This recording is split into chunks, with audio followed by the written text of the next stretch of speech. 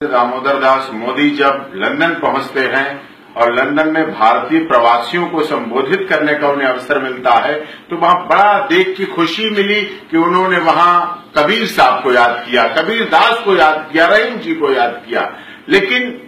कबीर दास को वहां याद करना बहुत अच्छा था, ऐतिहासिक अवसर था, बड़ी तालियां बजी इस बात को लेकर। लेकिन मैं नरेंद्र मोदी जी से पूछना चाहता हूं, हमारे देश के माननीय प्रधानमंत्री हैं, उन्होंने जो भारत में हरियाणा में, जहां भारत में उनकी सरकार है, हरियाणा में उनकी सरकार है, उनकी पार्टी की सरकार है, वहां कबीर दास जी को मानने वाले, कबीर पंथ पर चलने वाले, कबीर दास की चौपाइयों का प्रचार प्रसार करने वाले, कबीर दास जी की जो सच्ची शिक्षा है, कबीर जी की जो सत्य का ज्ञान है, जो सत्यता उन्होंने उजागर की, कबीर दास की जो संस्कारित भावनाएं हैं, उनको प्रचारित प्रसारित करने वाले एकमात्र संत रामपाल दास जी महाराज, जो कबीर पंथ और कबीर दास जी की शिक्षा पर पूरे देश, पूरी दुनिया को बदलने का कार्य कर रहे हैं। पूरे देश में, पूरी दुनिया में उनकी शिक्षा को फैलाने, उनके जैसा समाज बनाने का, जो कबीर दास ने कभी सोचा होगा, उनकी बातों को आगे बढ़ाने का काम जो कर रहे हैं, उनके साथ क्या कर रही है हरियाणा सरकार,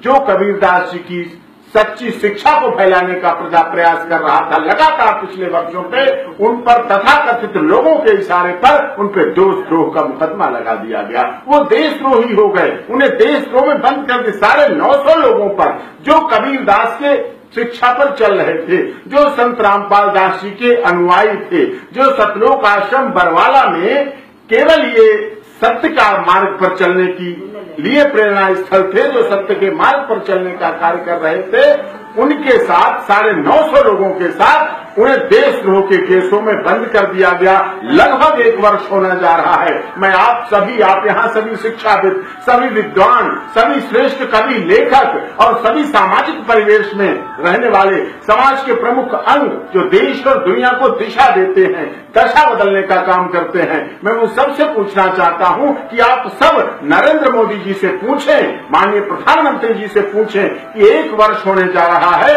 आपने संत रामपाल दास जी के सतलोक आश्रम के 950 लोग जो निर्दोष थे, जिनका कोई दोष नहीं, बिल्कुल झूठे फंसाए गए, झूठे मुकदमे बंद कर दिए गए, आईपीसी की कोई ऐसी धारा नहीं जो उन पर लगा दी गई हो, और उन्हें बंद किया गया, आज भी जुडिशियल कस्टडी में है, तो वो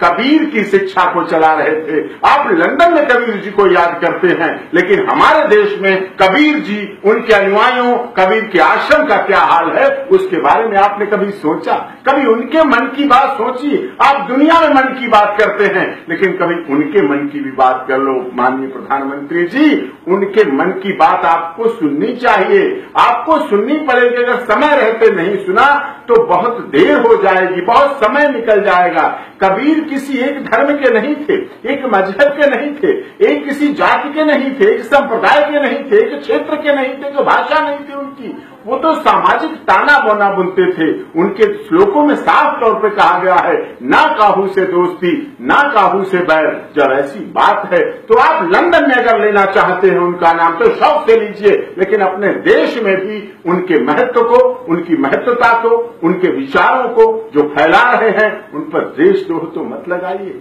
उन्हें भी बाहर निकालिए और उनके साथ कंधे से कंधा मिलाकर कहिए कि हमारी गलती हुई, गलती हो गई है, हम कबीर जी को अब याद कर रहे हैं। तो कबीर पंथ जो आपके द्वारा है, आपके साथ है, आपने उसके लिए अपना पूरा जीवन संघर्ष में लगाया है। सतलोक आश्रम बरवाला में क्या था? और केवल कबीर दास जी की शिक्षाओं का ही तो प्रचार प्रसार था।